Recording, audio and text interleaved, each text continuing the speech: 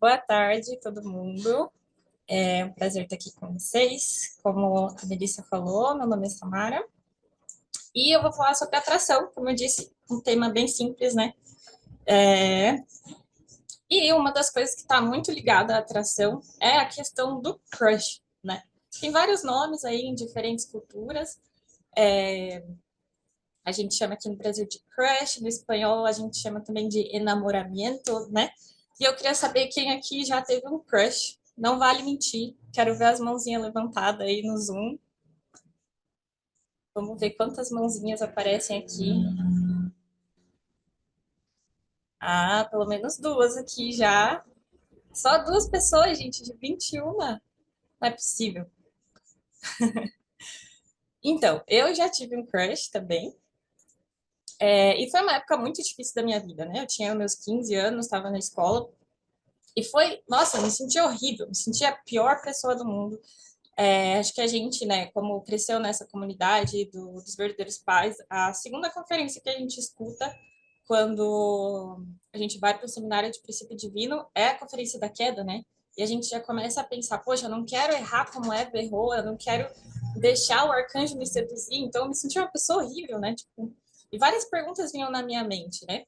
Algumas delas era, nossa, então será que sentir atração é errado? Eu tô fazendo uma coisa errada? Por que que eu sinto isso se ainda não é a hora de eu casar, né? Se não é errado, então por que que eu sinto isso? Tipo, será que Deus está tentando fazer a minha vida mais difícil, né? E outra coisa era se tinha alguma coisa errada comigo. Nossa, será que eu que estou fazendo alguma coisa errada? Será que eu estou dando espaço, levantando uma condição para ter esse tipo de sentimento, né? Então, hoje eu queria tentar responder com vocês algumas dessas perguntas, né? A primeira, será que é errado?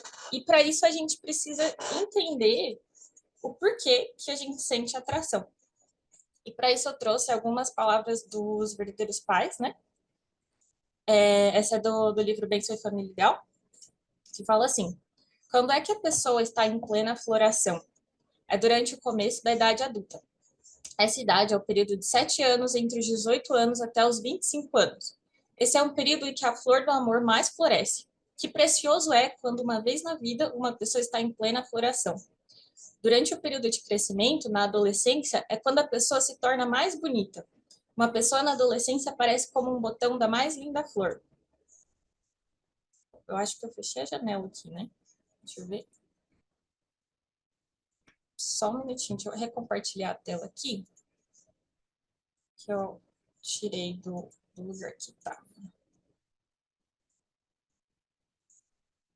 E pronto. E por que é assim?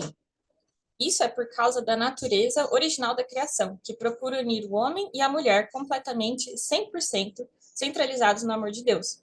No entanto, por causa de um erro, essa natureza foi extraída, pisada, quebrada, como um racho em uma linda tigela. Nesse tempo, todos eles começam a procurar por suas parceiras recíprocas. E quem eles se assemelham? Que os faz ser dessa maneira? Eles são assim porque eles se assemelham a Deus. Se Deus não é assim, como podem seus filhos serem assim? Deus é assim. Durante a adolescência, que é o tempo mais precioso da vida de uma pessoa, o desejo de procurar por um parceiro é igual no homem e na mulher. É assim ou não? Se você pensa que não é, então vá em frente, envelheça e morra sozinho. Então, o verdadeiro pai, ele é bem direto, assim, né? Esse é um sentimento que ele veio primeiro de Deus, porque Deus é assim, a gente é assim. Porque Deus teve esse ímpeto, né, de buscar alguém para amar, a gente também é assim, a gente também tem esse desejo de buscar alguém para amar. E imagina se Deus não tivesse tido esse sentimento, né? Como a criação teria surgido? A gente não existiria, né? Porque ele criou a gente para sentir esse amor. Então, a conclusão que a gente chega em relação à primeira pergunta, será que é errado? Não. É uma emoção natural dada por Deus, certo? Ela foi dada para que a gente pudesse procurar o nosso parceiro ideal. É um impulso natural, né? Como Deus é assim, os filhos não poderiam ser diferentes. Mas ainda resta a pergunta: mas por que que eu sinto isso agora, se ainda não é a hora de eu me casar? Não é a hora ainda de eu procurar o meu parceiro ideal, né?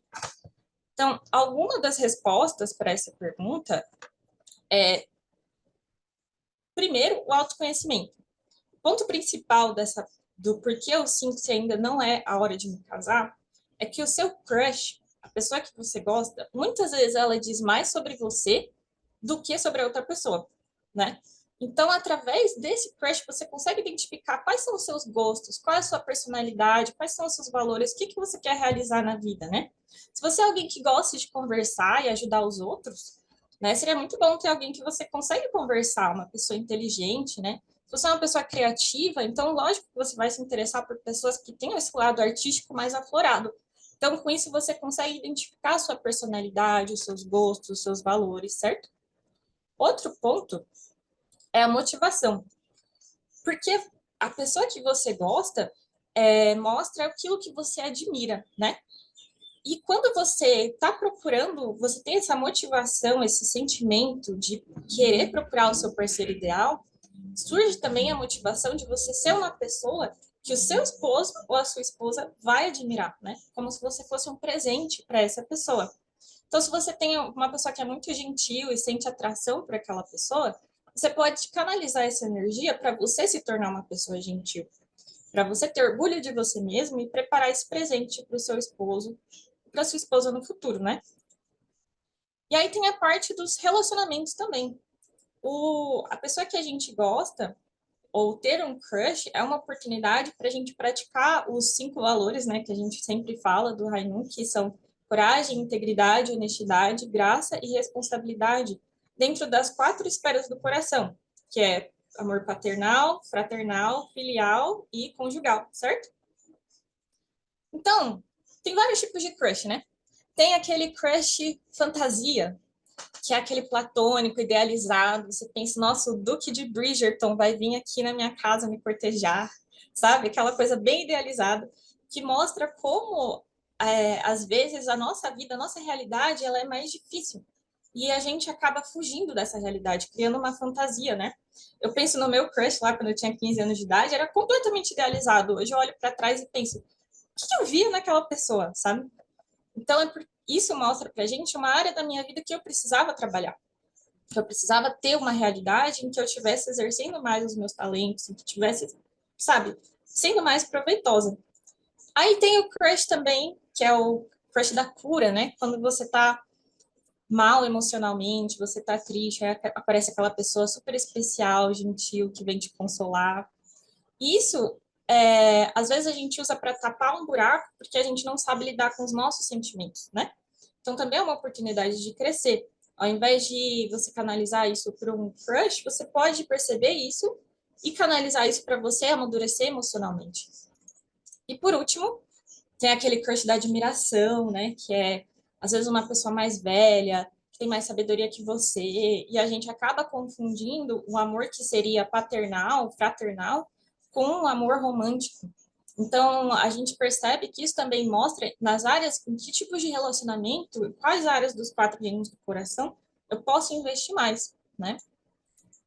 E por último, é ter autodomínio, que é autocontrole, cumprir a primeira bênção e dominar a si mesmo. O sentimento que vem, né, do crush, ele não é uma coisa que você controla, mas as suas ações, sim. Então, você ter autocontrole, você ter domínio de mente e corpo é uma habilidade que você vai conseguir praticar e que você vai usar não só agora, mas para o resto da sua vida, né? Essas tentações, esse cultivo da pureza, como a gente viu na palestra passada, ele não acaba quando você casa, né? Então, vai ter tentação ainda quando você casar, né? Então, envolve dominar a si mesmo. E aí você pensa, nossa, mas Deus fez a minha vida tão difícil, né? Eu tenho que fazer tudo isso, passar por tudo isso. Sim, se fosse fácil, a gente não teria mérito nenhum de ser chamado filho de Deus, né? A gente simplesmente cresceria, teria filhos, procriaria, assim como a criação. Porque a gente tem que ter esse autodomínio, esse controle, porque a gente tem que viver pelo bem do próximo, é que a gente pode ser chamado de co-criador, né? Então, no mesmo livro, o verdadeiro pai fala: o amor verdadeiro ele aparece onde a mente e o corpo estão unidos. A gente precisa, né, como todo mundo sabe, passar por esse período de crescimento e fazer a nossa parte, que é investir na mente e corpo, na união de mente e corpo. Aí, tá. Então, por que que eu sinto isso antes de casar? É porque é o que me guia e o que me motiva a ser alguém melhor. Se eu não gostasse de ninguém, se eu não se sentisse atraído pelo sexo oposto, eu nunca ia ter motivação nenhuma de me tornar uma pessoa melhor para o meu futuro esposo, né?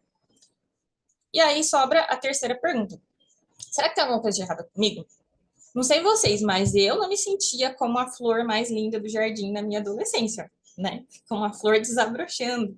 Eu, às vezes, pensava, poxa, será que tem alguma coisa errada comigo por eu estar gostando de alguém? Por que eu gosto dessa pessoa, sabe? A gente pensa essas coisas, às vezes começa também a ter um sentimento ruim com a gente mesmo. Nossa, mas nem se fosse segunda geração, essa pessoa nunca ia querer namorar comigo, né? Ou então a gente começa a pensar sobre a gente mesmo. Ah, eu queria ser mais alto, queria ser mais baixo, queria ser mais magra, queria ter mais seios, queria ser mais másculo, etc. E a gente começa a medir as outras pessoas pela mesma régua, né? A gente começa a falar, nossa, mas ele é tão esquisito. Nossa, mas ele é tão baixinho. Nossa, mas ela é tão alta, tão magra, tão isso, tão aquilo, né? E por que que isso acontece? Da onde que vem os nossos gostos? Agora, é um pouquinho mais difícil de entender. Eu trouxe para vocês uma citação de um sociólogo francês chamado Pierre Bourdieu, que ele é muito famoso e ele foi uma das pessoas que mais estudou sobre essa questão dos gostos, né? E ele fala assim: as estruturas cognitivas utilizadas pelos agentes sociais para conhecer praticamente o mundo social são estruturas sociais incorporadas. O conhecimento prático do mundo social que supõe a conduta razoável nesse mundo serve-se de esquemas classificatórios, ou, se preferirmos, formas de classificação, estruturas mentais, formas simbólicas, ou seja, outras tantas expressões que, se forem ignoradas as respectivas conotações, são praticamente intermutáveis, esquemas históricos de percepção e apreciação que são produtos da divisão objetiva em classes, faixas etárias, classes sexuais, classes sociais, tô acabando, gente, calma, e funcionam aquém da consciência e do discurso. Por serem o produto da incorporação das estruturas fundamentais de uma sociedade, esses princípios de divisão são comuns ao conjunto dos agentes dessa sociedade e tornam possível a produção de um modo comum e sensato, de um mundo de senso comum. Agora vocês entenderam, né, de onde vem o gosto? Não? É complicado mesmo, vou explicar, calma. Então, ele fala estruturas cognitivas, ou seja, o nosso pensamento, a nossa estrutura de pensamento, utilizada pelos agentes sociais, ou seja, pelas pessoas. O nosso pensamento, utilizado pelas pessoas, é, vem de estruturas sociais incorporadas, ou seja, de coisas da sociedade que a gente incorpora.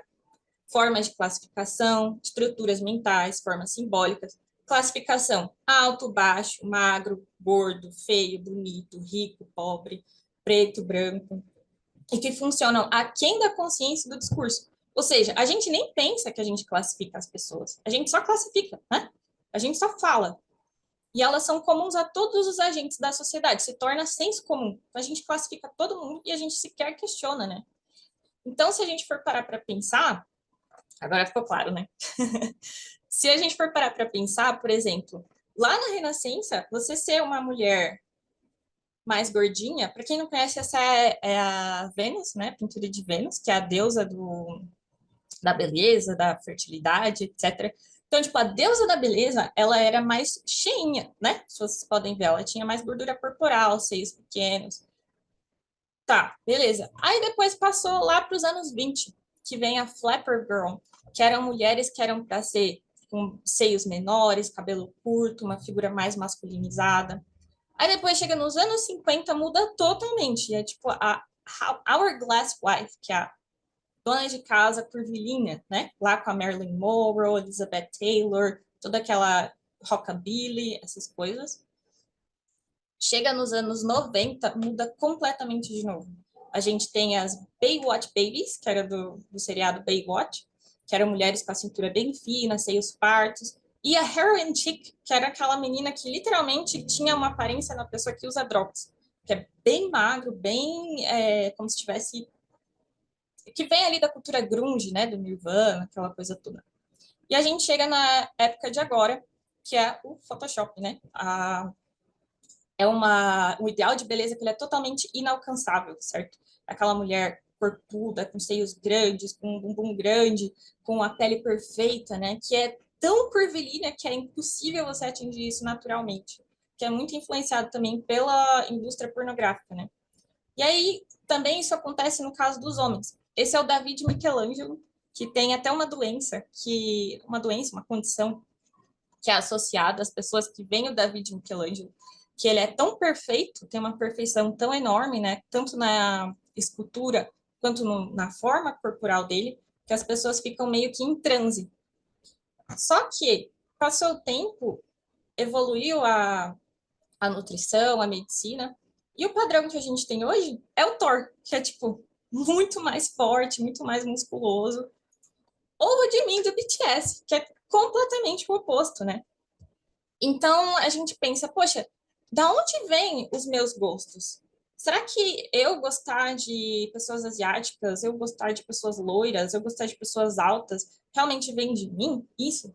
Eu dando um exemplo para vocês, quando eu era adolescente, eu amava o Justin Timberlake, né? Então, os meus crushes eram caras loiros e brancos, dos olhos azuis. Aí passou um tempo, começou a ter mais diversidade, né, na mídia, e aí eu comecei a ser mais eclética, né? Mas eu ainda não conseguia gostar de pessoas com o tipo de mim, do BTS, por exemplo. Depois que eu comecei a fazer aula de K-pop, aí eu comecei a gostar, entendeu? Como a gente muda. Então, presta atenção na pessoa que ela consome muito anime, muito K-drama, muito K-pop. Qual é o tipo dessa pessoa, né? Ou uma pessoa que ela gosta muito de música latina, de carro. Qual que é o tipo dessa pessoa? Sempre tem uma conexão, né? E a gente, como eu disse, acaba medindo as pessoas com essa régua também. Um exemplo, vou tentar ser breve para não ficar muito longa a conferência, mas um outro exemplo que eu queria trazer para vocês, que eu acho muito importante, foi em um processo de mate, né? A pessoa disse não para mim porque ela achava que eu era magra demais. E eu comecei a incorporar aquele conceito, né? E aí eu fui para minha aula de K-pop e eu começava a analisar as meninas como, nossa, será que ela é magra demais? Ah, mas essa daqui não é tão magra.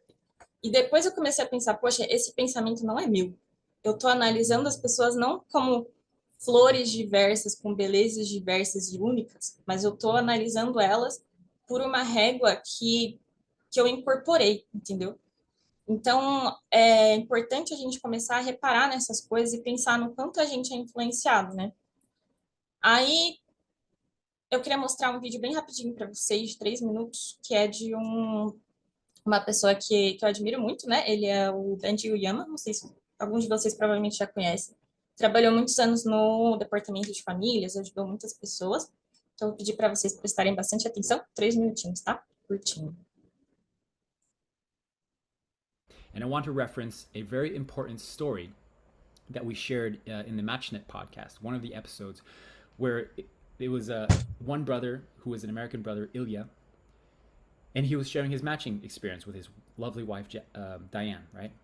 And his experience was that when he was looking for a spouse and his parents asked him, what kind of spouse are you looking for? His initial thought was, I will be matched to anyone except for a black woman. And he said, because I cannot handle a black woman because the culture is too different from mine.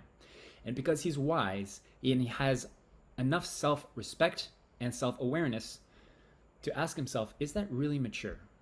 Is it possible that God might be suggesting to me a black woman and I was unwilling to look at them as God's daughter? And instead I was looking at them through my eyes. How sad would it be if that was the situation? And that's what he thought. And he's like, that's actually very selfish of me and closed-minded. And so in the moment, he opened his mind.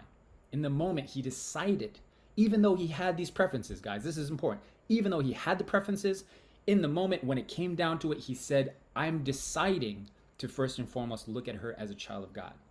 And lo and behold, he was suggested this beautiful black woman named Diane. And God bless him for putting down his filter of what he prefers, because then he was able to see her as a unique child, beautifully unique, uniquely divine in her own right, and a daughter of God. And because he was able to see that in her, he realized, oh, I actually really like this person. I actually think that this would be a good match, because he's seeing first and foremost individuals as individuals and not through your own lenses. All right, let me say something that's maybe controversial to hear. It is the most self-centered thing and sinful thing on planet Earth to see people from our own viewpoints, to not see people as God's children. It is incredibly self-centered, incredibly sinful, because in other words, we are looking at them for what they can do for us and not for who they truly are. And let me say again, it is okay to have preferences, but you need to make sure first and foremost that your lens, the filter through which you're looking at every single man, woman, child on planet Earth is first, this is a divinely unique aspect of God's heart, and I might not see it currently.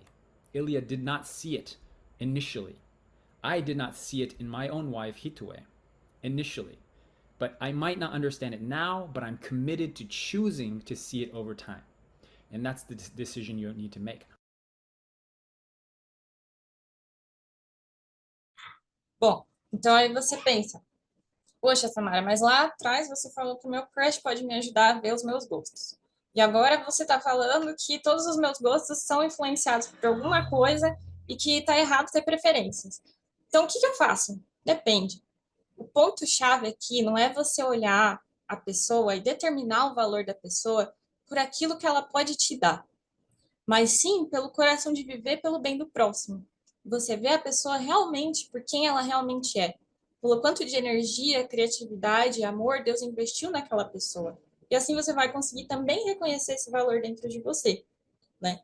O que um homem de mais de 1,70 vai ser melhor esposo? O que uma mulher com um bumbum grande vai te ajudar a ter uma família mais estável? Então, tudo bem a gente ter preferência. Querer alguém que tenha um bom relacionamento com Deus, querer alguém que seja maduro emocionalmente, pensando em como eu vou servir no futuro a minha família, a minha sociedade, né? Então, é sempre bom a gente se perguntar a quem isso beneficia. Será que é só a mim? E essa questão da atração, ela não é uma coisa imutável. Da mesma forma que ela é construída, ela pode ser desconstruída, né? Tem um exemplo que, infelizmente, ele não pôde estar aqui hoje, mas vai estar aqui amanhã. O nosso irmão Hector, Hector Barrantes, que inicialmente ele também tinha um outro crush, uma outra pessoa que ele gostava. Mas quando chegou na hora de tomar a decisão de começar a conversar com a atual esposa dele, ele tomou essa decisão e teve esse comprometimento com Deus, né? E com isso ele conseguiu aos poucos indo com muita sinceridade, muita honestidade, desconstruindo isso. E hoje ele é super apaixonado pela esposa dele. Quem vê assim nunca imagina que essa história um dia se passou, entende? Então, é importante a gente lembrar, né, que Deus ele não habita onde um não tem consideração, onde um tem consideração somente por si mesmo. Deus habita onde as pessoas valorizam o outro. Então, respondendo a nossa última pergunta, tem alguma coisa errada comigo? Não. Todo mundo é influenciado. Isso acontece com todo mundo, mas cabe a nós decidir enxergar o valor original das pessoas e o meu próprio valor original. Por último, eu queria deixar para vocês, então, como que eu lido com a atração, né? A gente já sabe que é um sentimento natural, a gente já sabe que não tem nada de errado comigo, a gente já sabe que a gente é influenciado por uma série de questões e que muitas vezes é difícil a gente conseguir ver o valor original das pessoas e da gente mesmo. Então, eu queria elaborar um pouco dentro dessas 5 virtudes, né, que a gente fala do Raimundo. A honestidade, ela ajuda você a reconhecer onde você está. Você sentar e olhar para você mesmo. E ter a coragem, né, que é o segundo ponto, de olhar dentro de si mesmo e pensar, poxa, talvez tenham coisas que eu preciso melhorar. Talvez eu precise ter a coragem de ver esse crush, observar o que eu preciso mudar em mim, o que eu preciso crescer em mim e fazer. Que entra no terceiro ponto, que é responsabilidade. É nossa responsabilidade. O seu crescimento, a sua bênção, a sua vida, como você vai agir diante desse crush, diante dessa atração, é sua responsabilidade. E a gente pode fazer isso com outras pessoas, né? A gente pode contar com os nossos irmãos mais velhos, com os nossos pais, que eu entro no quarto ponto, que é a graça. A graça é para a gente conseguir se perdoar, conseguir saber que a gente pode sim alcançar esse ideal, né? Eu penso em mim muito quando eu falo dessa parte da graça, que eu lembro que se eu tivesse falado com os meus pais quando eu tive esse primeiro crush, nunca fui uma pessoa de ter muitos crushes, né? Mas aquele foi, tipo, terrível. porque eu me sentia muito mal, nunca fiz nada a respeito, mas eu me sentia um lixo. Então, se eu tivesse conseguido conversar com os meus pais sobre isso, eu tenho certeza absoluta, como muitas vezes eles fizeram, eles teriam me mostrado que eu não era uma pessoa ruim. Teriam ajudado eu a crescer, a me guiar, e eu conseguiria receber esse amor de Deus, de saber que eu sou incondicionalmente amada. E seria mais fácil para mim conseguir amar incondicionalmente as outras pessoas também. Isso aconteceu eventualmente, mas demorou mais tempo, né? E, por fim, a gente tem integridade, porque de nada adianta a gente falar que a gente vive pelo bem dos outros, que a gente quer criar uma família ideal, se as nossas ações e os nossos pensamentos, né, os nossos valores, eles não estão alinhados. Então, não é como uma forma de acusação, né? Mas é como uma forma da gente realmente viver essa vida sem sombras, que a gente vem falando desde o começo do seminário, né? Por fim, eu queria deixar uma mensagem que eu gosto muito do Verdadeiro Pai, é a minha frase favorita, que é: vocês pensam que uma pessoa que está conectada ao amor original de Deus, que experimentou desse amor, poderia deixar Deus? Uma abelha que come néctar não deixará de sugar, nem mesmo se o seu traseiro for puxado para fora. Então, por mais difícil que seja, né, tem algo muito mais bonito do que a gente pode imaginar esperando a gente no futuro. Algo muito mais profundo que, mesmo que se a gente quiser arrancar a pessoa ali do amor de Deus, né, do amor que ele preparou para a gente não vai conseguir. Então, é isso. E por fim, a gente vai deixar umas perguntinhas de discussão para vocês refletirem nos grupos. A primeira é: como o que você consome te afeta e como isso influencia a maneira como você vê seu futuro parceiro e como você pode vê-lo como um filho ou filha de Deus. O segundo ponto é: houve algum momento da palestra em que você se sentiu inspirado ou esperançoso a respeito de si mesmo, dos seus sentimentos ou das suas ações futuras? Então, a gente reconhecer primeiro coisas sobre nós mesmos e depois pensar que, né, tentar achar ali a esperança, tentar achar o caminho.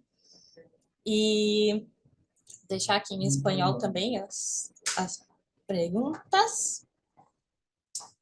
E é isso. Muito obrigada.